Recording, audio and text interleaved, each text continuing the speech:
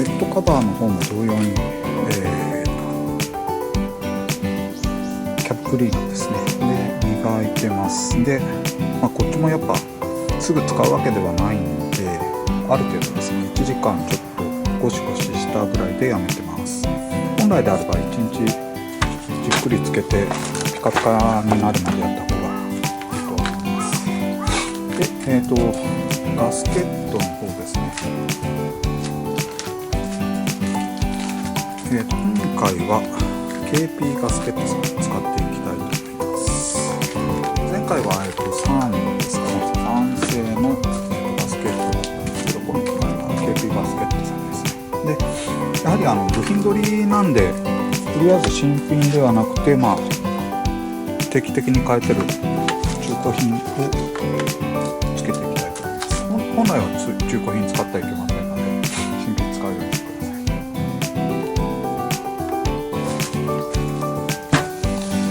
で、ガスケット交換していきます。硬いっすね。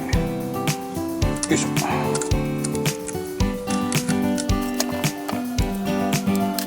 ヘッドカバーの方ですね。ヘッドカバーの方は脱脂を兼ねて洗浄している方です。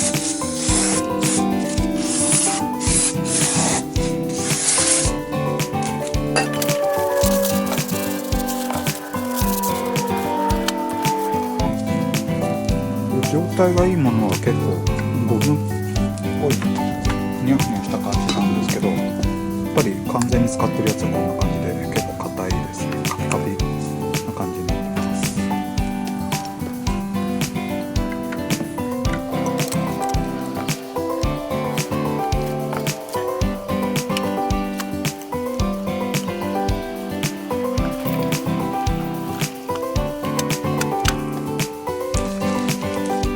ログホールドですね。つけていきます。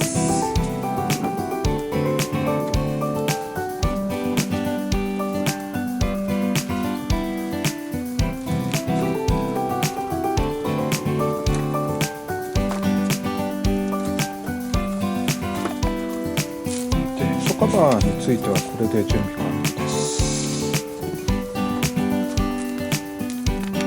ヘッドについては、プラグホールですね。こちらの方にゴミが入ってないかどうかですね。チェックしながら、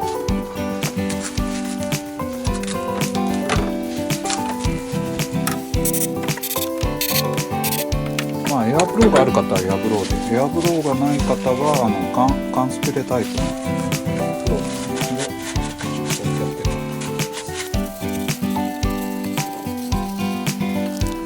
ヘッド側なんですけど、ガスケットが当たるところですね。結構前の、ゴミとかですね、残ってないかちょっと手で触って、異物があったり、ちょっと変なタール系ですねがついてるやつは取り除くようにしてください。で、軽く砥石ですね、かけておいた方が安心かな。結局この面に異物噛んじゃうとそこから漏れちゃいますので、軽くですね、可能な範囲で砥石も削るような感じではなくて、異物があるかどうか確認するだけですね。そういった感じのかけ方です。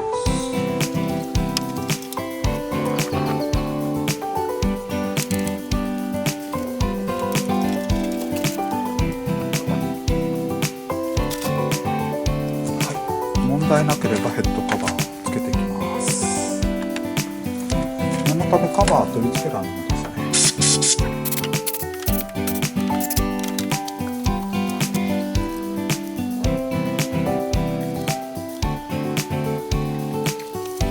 ヘッドカバーつけていきます。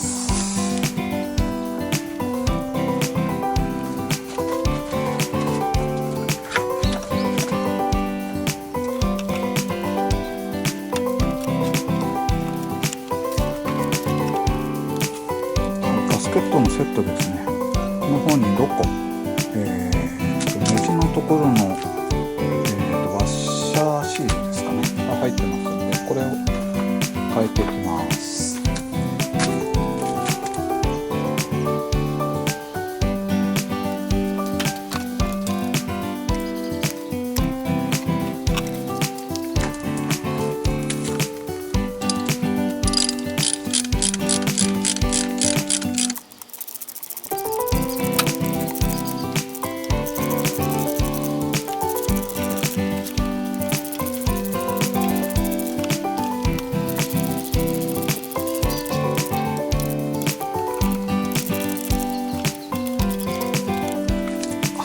ヘッドカバーの熱なんですけど、本来は7ニュートンで締めないといけないんですけど、ちょっと私の持ってるトルクレンチだと10ニュートンが一番ミニマムなんで10で締めていきます。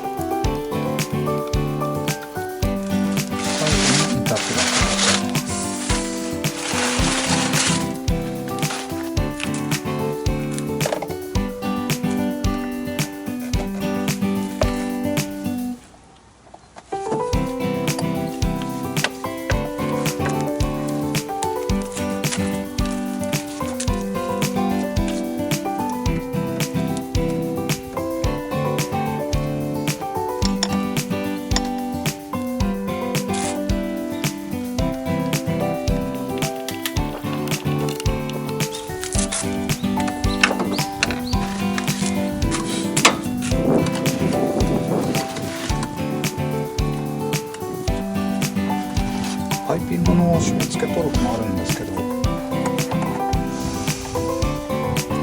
と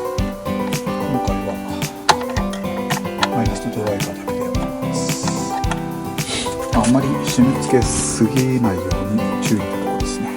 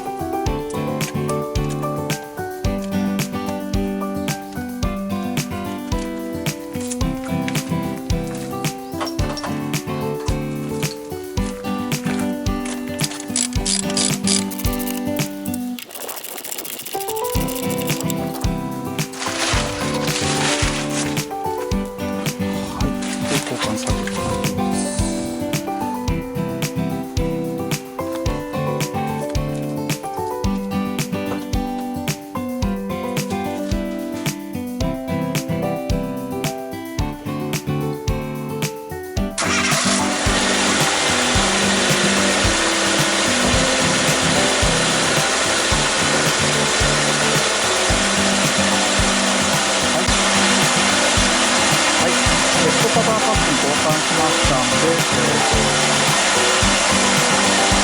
洗浄した分をちょっとフィルターに回すようにちょこっとだけエンジンかけて止めてオイル交換します。動画としてはこれで作業完了となります。以上、ヘッドカバーパッキン交換作業でした。